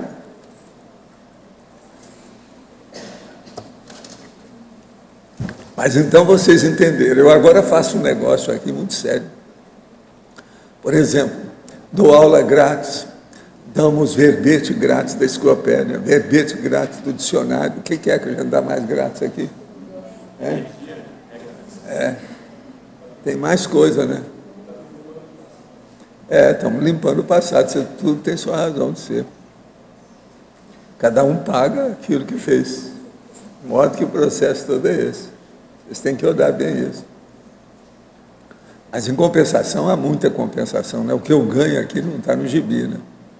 Vocês já viram o nosso jardim lá na frente? Olha bem, o povo está tirando fotografia lá. Não sei para onde vai aquilo, mas ainda vai melhorar, ainda tem mais coisa. Eu peço opinião para todo mundo já deu opinião. Já o Celso esteve aí, o Celso Lickman, falou que vai mandar mais pedra para mim, que lá está muito bonito. Vai mandar mais pedra. Lá dá só pedras. Vamos ver o que vai dar. Agora, eu preciso de colocar ali uma série de babadouro, né, na hora que a pessoa entrar, para não estar molhando o ambiente. Ela começa a babar lá, isso não dá certo. Agora, tem gente que tira fotografia, mas um monte delas, sabe? Hein? Eu não sei, até agora ainda não vi, não. Mas agora, às vezes são as flores, quando elas são novas, né? Que nós temos, umas flores muito bonitas, né? Aquelas flores gigantonas, vocês sabem, né? Aquilo ali chama atenção. Mulher, então, gosta demais disso. Mas veja, qualquer um que tem um pouco de senso de estética, perante alguma daquelas flores ali, não tem jeito, né? A pessoa é obrigada a se render, há uma rendição imediata do processo. Você chegou a ver, né? Agora, essas grandonas... CD. Agora, gente, eu preciso de chamar a atenção para vocês como é que era o local que vocês andaram estudando. Os campi extrafísicos do curso intermissivo. É que precisava de ter muito espaço, muita coisa para fazer isso, aí não dá. Mas alguma coisa te chama atenção. Agora, o meu golpe maior ali até agora, que eu estou dando, é com as pedras brancas, porque o povo aí aqui não está acostumado muito com isso. Eles põem só pedra branca em algum vazio, uma coisa. Eu não. Eu acho que devia fazer uma extensão quilométrica. Não, branquinho, você já pensou? É que para segurar as pedras, não sei se você sabe, tem que colocar um forro debaixo. Porque senão a terra, na primeira semana, chove, ela muda a cor. Não, agora o que é engraçado é o seguinte, está começando a nascer, por exemplo, trevo de 3 folhas mesmo, no meio das pedrinhas dos vasos. Aí o nosso amigo, tem que tirar isso, que isso aí é uma tiririca, que não sei o quê. Ele é muito engraçado. Sabe, tem um professor argentino aí que está tomando conta. Agora, nasce o trevo no meio das pedras, dentro do vaso. Fica bonitinho, eu falei, mas está tão bonito, deixa, vamos ver como é que fica. Agora, você já pensou, a hora que começar a nascer a opção dessas plantinhas, eu vou pedir para ele, para deixar alguns, quando o vaso for grande, que tiver bastante pedra branca, deixar crescer no meio das pedras. Vai ficar mais bonito ainda o ambiente. O Balzac chamava de meias de musgo. Ele usava isso. Meias de musgo vestindo estátuas. É verdade. Então, para a gente, essa descrição de jardim que você faz, também ali musgo, no Cristo Espera por Ti, o musgo em algumas coisas parece com roupa de mulher. Com esses termos aqui. O musgo parece roupa de mulher. Ele vai subindo, ele veste. Ele fala meias de musgo. Lembra aí? Agora, isso é impressionante. Agora, o musgo aqui para nós não temos muito, porque aqui não tem umidade para isso. Musgo precisa ter muita umidade. É na base de 80% aí no ar. Contorna tudo. Aqui nós temos que usar o processo tropical mesmo grande. Agora, a pedra é linda quando o sol bate em cima dela, dá reflexo. Isso aí vale a pena ver. As pedras brancas, elas dão reflexo. Então, nós estamos usando todos os macetes que o povo vai falando aí. A pessoa chega lá, dá uma opinião, a gente vai ver. Não, vamos ver. Vale a pena pôr ou não vale? Aí, então, está sendo uma criação coletiva. O jardim, até agora, é coletivo. Ninguém pode falar que foi só uma pessoa que fez. Tem um monte de gente dando opinião. Agora, por exemplo, não sei se vocês viram que tem umas bolas desse tamanho, ó, de cimento, amarela para a pessoa pisar e andar, para chegar até no canil. Tudo já bolado, tudo alto nível. Agora, outra coisa, tem uma das garças que está muito interessada num canteiro, e tem outra que está interessada num vaso. Então, uma virou para trás, e a outra está lá abaixada. Então, isso tudo é muito importante. Aí já é o cenário que já está composto. Agora, o que eu quero é isso, é mostrar para vocês que a natureza está aí, desafiando com a presença dela a realidade que existe na vida nossa aqui. Não é tudo a gente desprezar, tem muita coisa bonita. Preciso se der valor para essa estética, para esse processo. Não pode ser assim. Agora, fica esse povo com depressão. A pessoa está com depressão, um dia desse eu falei com ela, olha, pelo seu jeito você tem cara de jardineira. Vai fazer um jardim que acaba a sua depressão. Olha, tem muita gente que já melhorou por causa da jardinagem, vocês sabem disso. Jardinagem é terapia. O negócio é sério. Agora, eu já dei e pedi para a pessoa, anota aí o que você tem que fazer. Um regador, e foi colocando isso, como é que é? O que é que tem que arranjar para você cuidar do jardim? Tudo bem? Podão, o que é o podão? Como é que é? O regador. Agora, ali só falta eu colocar um local com os instrumentos que tem para o jardim. Mas isso uma hora eu posso pôr, eu tenho tudo lá em casa. Criar um ambiente para isso, de pendurar os negócios. Para a verbetógrafa, sendo o megatrafar extremamente visível para quase todos, incluindo a própria Consim, poderia expor sua opinião do porquê de nos escondermos dele e evitarmos a sua superação? Você entendeu? Entendi, sim. Olha, na minha opinião, falta autenticidade conosco mesmo. E por isso que nós nos escondemos atrás de atitudes com quais a gente não enxerga, não olha, não quer ver. E a questão também de não assumirmos as nossas responsabilidades, né? Porque enquanto nós estamos escondidos atrás dos trafares, ou com a síndrome do avestruz, lá com a cabeça enfiada no buraco, nós não assumimos a nossa real idade, a nossa responsabilidade com o que nós viemos aqui fazer, né? Com a nossa promessa. processo de online é uma coisa um pouco assim, embasbacante. Tem coisa que eu às vezes não aguento, o jeito é falar. Então eu vou falar para vocês só 4 nomes desses últimos que apareceram. Sprenger, Pagamonte, Fritz-Schellmann e Augusto. Tudo é nome de gente. Quer dizer, online. Considero que superei na prática alguns megatrafários através da vontade e decisão. Penso que para otimizar minha evolução é sair daqui e ir para a Foz, porém estou com forte nível de interdependência do grupo familiar. Como identificar se ainda há reparação com o meu grupo karma? E como realizar essa superação? Como fazer para ter esse merecimento? Não, a primeira coisa é o seguinte, ver quem é que depende de você. Eu sempre falo isso aqui. Se há dependente, você tem que estudar o caso, você não pode deixar. Outra coisa, você não pode sair da sua casa, ou da sua família, ou da sua residência básica aí, fazendo um buraco para trás. Você não pode deixar isso desguarnecido. Você tem que deixar tudo bonitinho, como se a sua ausência não fosse pressentida por ninguém. Então, você não pode deixar o negócio para piorar, você tem que deixar para melhorar, ou pelo menos para manter até quando você esteve lá. Então, pensa nisso. Não faça a coisa desguarnecendo a sua função, seu trabalho, seu serviço. Estou iniciando a TENEPS e observo que minha casa está virando de pernas para o ar. Minhas 4 filhas ainda crianças não estão conseguindo dormir nos horários normais de antes. E ficam acordadas até tarde, impedindo de fazer a TENEPS conforme planejado. Isso mostra que as crianças são sensitivas, que eles estão usando para impedir o processo através da criança. Faz 3 dias que isso vem acontecendo. Poderia me ajudar? Será que estão querendo me impedir de fazer a TENEPS? Sim, não há dúvida. Isso pode acontecer? Sim. Outra coisa, mostra também que suas crianças são sensitivas. Precisa mexer com o estado vibracional com elas.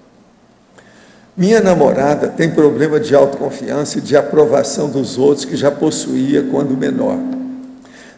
Mas após relacionamento passado, que perdurou por 8 anos, onde era tratada como incapaz e diminuída, acabou desenvolvendo vários trafalhos como autodefesa. Ela identifica algum desses trafalhos, mas tem enorme dificuldade em resolvê-los. Percebo que tem bastante energia, mas acredito que é dominada facilmente pela emoção. Como posso ajudá-la e o que o senhor recomenda para superar esses trafalhos e ter maior autocontrole durante essas situações? Olha, vocês são de Florianópolis.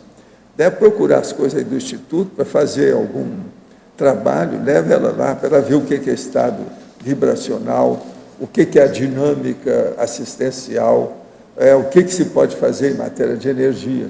Isso vai ajudá-la. Agora, se é bom você fazer com ela, para dar força para ela. E assim, ela acompanhada, ela vai ter mais, vamos dizer, disposição, né? Motivação. É importante isso, fazer junto, vale a pena. Gente, nós ainda temos tempo aí. Aqui, a Eliana está esperando vocês.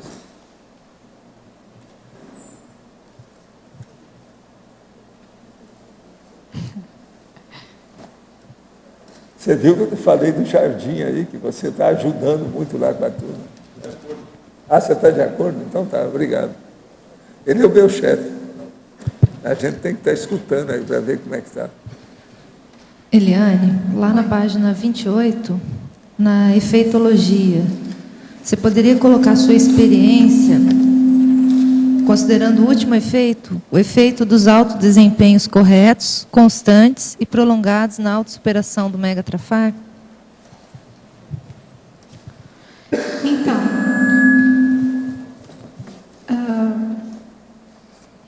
os efeitos dos altos desempenhos corretos, constantes e prolongados na autossuperação do megatrafar. Não é fácil, não, principalmente a questão do prolongado, porque quando a gente vê, a gente cai lá no mata-burro de novo, né? Porque vai se utilizando. Nós, quando identificamos o trafar, primeiro ele é grosseiro, depois Conforme nós começamos a trabalhar com ele, ele começa a ficar cada vez mais sutil. E, às vezes, a gente não vê a manifestação dele. Mas os efeitos são reparadores, assistenciais, né? Os efeitos são de retomada de PROEX, quando, às vezes, a pessoa está afastada durante algum tempo, ou são de manutenção, da questão da bússola proexológica, de nós ter um megafoco, né? Os efeitos são por aí. Aqui na página 28, neosinapsologia, podia falar mais do último, que é na terceira linha, a recuperação de cons a partir da conexão parasináptica. Olha, Mabel, eu acho que aqui passa pela questão do... Acho não, eu vejo que passa pela questão dos filtros também lá, que nós falamos na parafatologia, né? Acho que 2 vezes perguntaram até a mesma questão. De que quando nós começamos a reconhecer as nossas potencialidades e trabalhar com elas, na questão da autenticidade consigo mesmo, nós começamos então a estar cada vez mais conectado com essas neosinapses, né? Com essas parasinapses, a nível de cérebro físico. E a nossa manifestação passa a ser mais autêntica, mais consciencial, mais daquilo que nós somos de fato, não tão com sim, não é? Com filtros e com... Entende? É a autenticidade, ser mais verdadeiro consigo mesmo, com a nossa paraprocedência.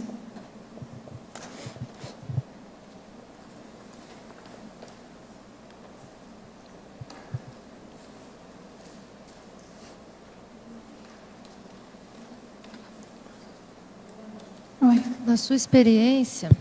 Alô? Na sua experiência... O que você vê, assim, quanto tempo uma pessoa demora para superar um megatrafar? Como é que você vê isso? É de uma vida para outra, nessa vida? Como é que você estudou isso dentro desse seu tema? Megatrafar, eu vejo assim, que é muito trabalho, lógico, né? Primeiro para identificar, reconhecer, e no momento que nós identificamos essa superação, ela, por exemplo, eu venho trabalhando com esse tema, mesmo sem saber, há muitos anos, e conscientemente há mais ou menos uns 7 anos, que eu venho trabalhando com traços da minha personalidade, não é? Que eu vejo que era necessário superar. A questão da intolerância mesmo, da dificuldade, às vezes, de falar de forma não agressiva, porque, às vezes, a forma não é, mas a energia vai agressiva, naquela ideia que se tem para colocar.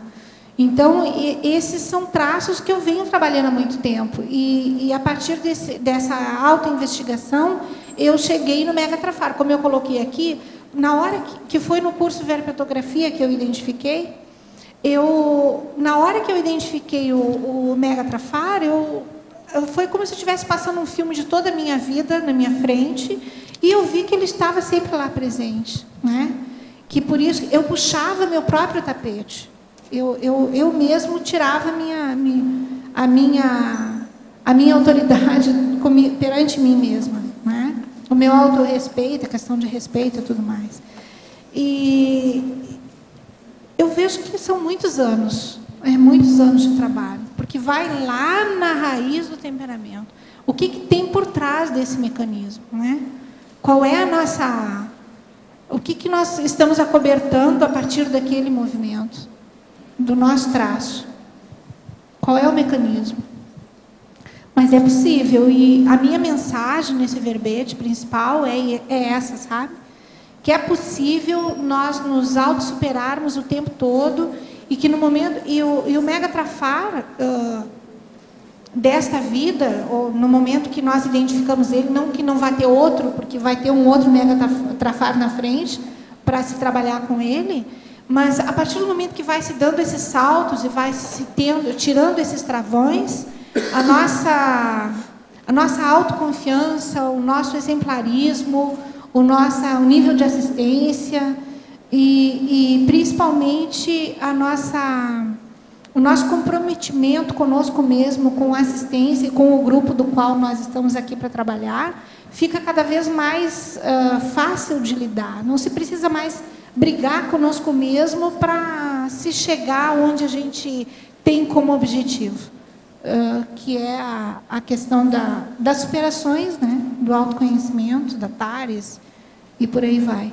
Então, as coisas começam a fluir com mais naturalidade, com muito esforço ainda, mas de forma mais tranquila, sobrepairando. Acho que é isso. Olha, para terminar, eu quero dizer para você que, na minha opinião, uma das sínteses do seu verbete é o crescendo, saída da assistência egocármica para assistência policármica. Isso aí praticamente sintetiza tudo que você tentou mostrar. Está nesse crescendo. Vale a pena pensar. Agora, ó, estou esperando os outros verbetes. Quantos são? Mais quantos? Como é que é? O que vocês acham? 100 com C. Tá bom. Estamos aí. Gente, muitas graças e os nossos comerciais, por favor. Obrigada. As pontuações da tertúlia de hoje foram 115 assinaturas no livro de presença, 20 perguntas presenciais, 17 perguntas respondidas online, 27 votos presenciais, 18 votos online. Hoje temos 5 recados: Cícero, balanço existenciais, semana da Maxi Proexis, Egrisson, qualificação docente, reaprendência, João Paulo com 5 baia, Mercedes, Conselho dos 500, Márcio, curso prática da tridotação. Boa tarde. Então, gostaria de divulgar o curso Balanço Existencial. Ele vai acontecer agora no período do Carnaval e vai iniciar, então, no próximo sábado, exatamente daqui a uma semana. Esse curso ele é uma parceria da Apex com o CAEC, e ele é um evento que costuma ser aí de grande magnitude em termos da conscienciologia como um todo, porque reúne um número muito grande de professores, de alunos e também, claro, toda uma equipe extrafísica também junto, apoiando esse curso. Então, esse curso, a temática, ele é relacionada a grupo Karmalogia, vão ser vários temas, várias apresentações, conferências sobre essa temática, envolvendo, por exemplo, a questão da adoção, a questão de ser gêmeos, né, ou gêmeas, no caso que vai ser apresentado, vai ter relação com arrimo de família, né, temas de arrimo de família, cuidados com pessoas com necessidades especiais, e uma série de outras temáticas que vão mexer muito com a nossa questão de grupo karma, com a nossa questão de família, e o fato de ser um evento que reúne muitas pessoas, o evento por si só, ele é quase como um congresso, até em termos de reunião de pessoas, interação,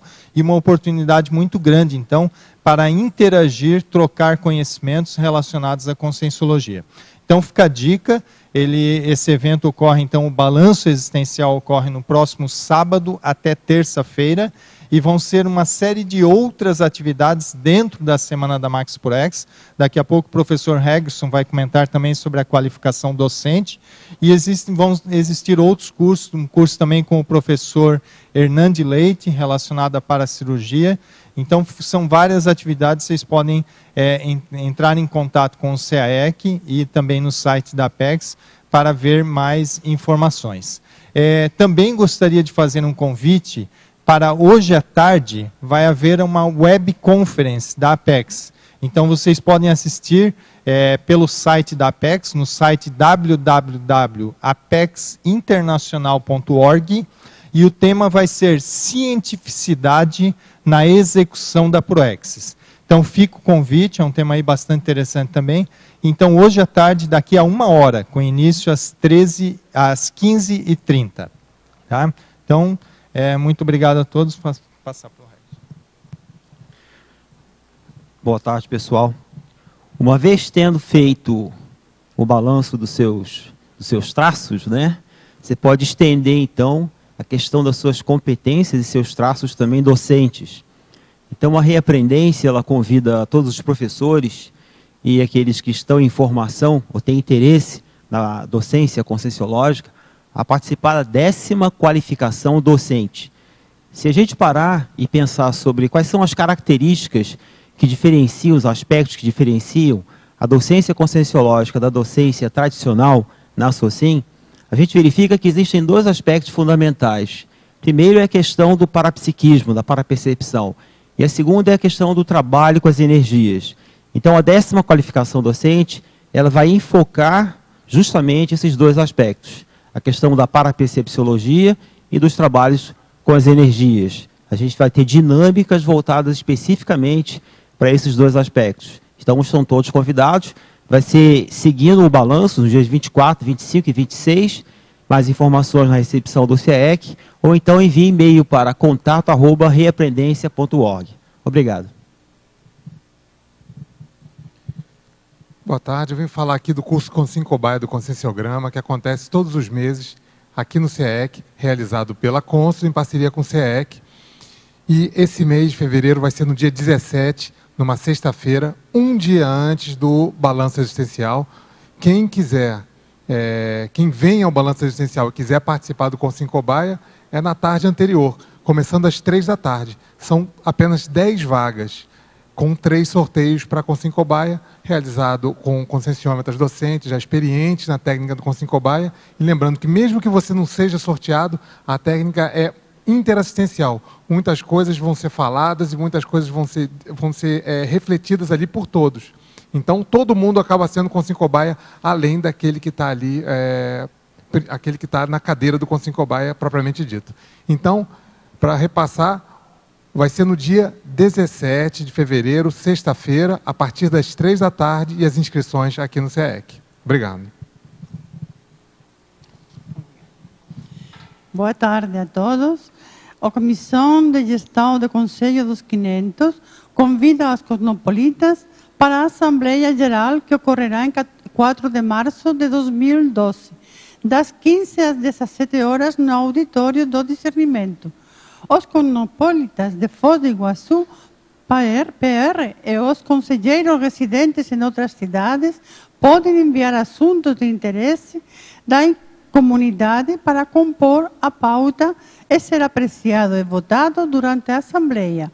Enviem os assuntos para o e-mail contato@c500.org.br até o dia 18 de fevereiro de 2012. Reserva a data em sua agenda e seja a sua cidadania evolutiva. Obrigada. Boa tarde a todos. Para você que quer fazer um curso sobre inversão existencial, agora em fevereiro tem uma grande oportunidade, que é o curso Prática da Tridotação na Invex. Ele estará acontecendo após o balanço existencial, na semana da Max ProEx, do dia 23 a 26 de fevereiro. O curso Prática da Tridotação, ele tem a finalidade de estudar, 3 talentos da consciência, que é a comunicabilidade, intelectualidade e parapsiquismo, e de forma prática, durante todo o evento. A parte da intelectualidade será feita uma biografia do livro do professor Alexandre Donato sobre JK, Bastidores e Construção de Brasília. E o professor Epicom, convidado é o professor Mário Oliveira. Para as pessoas que têm interesse nesse curso, pode mandar um e-mail para contato@sinvex.org. Ok? Obrigado.